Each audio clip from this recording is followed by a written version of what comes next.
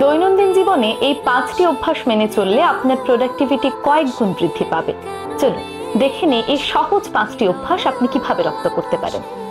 1 নম্বর, সকাল সকাল নিজের কাজের তালিকা তৈরি করুন, অর্থাৎ একটি টু ডু লিস্ট তৈরি করুন।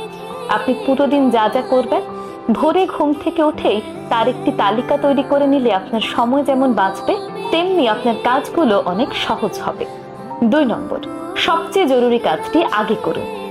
আপনার যে টু ডু লিস্ট তৈরি করেছিলেন সেখানের সবচেয়ে জরুরি যে কাজটি, সেটি দিনের প্রথম ভাগে করে ফেলুন। তাহলে আপনার মানসিক চাপ কমবে এবং বাকি কাজগুলো করা আপনার জন্য অনেক সহজ হবে। 3 নম্বর, ডিস্ট্রাকশন দূরে রাখা।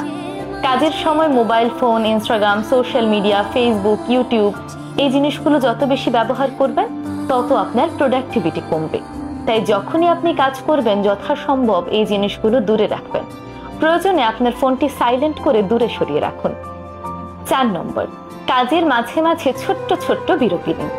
যেমন কয়েক ঘন্টা কাজ করার পর 5 মিনিট বা 10 মিনিটের একটি বিরতি নিন, কিন্তু সেই সময় সোশ্যাল মিডিয়া ব্যবহার না করে একটু ঠান্ডা বাতাসে ঘুরে আসুন, একটু পানি খেয়ে নিন, একটু প্রকৃতি দেখুন।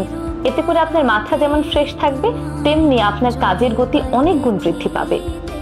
5 নম্বর, আপনার ঘুমের সময়টা ঠিক রাখুন। প্রতিদিন নিয়ম করে 6 থেকে 7 ঘন্টা ঘুম আমাদের শরীরের জন্য প্রয়োজন।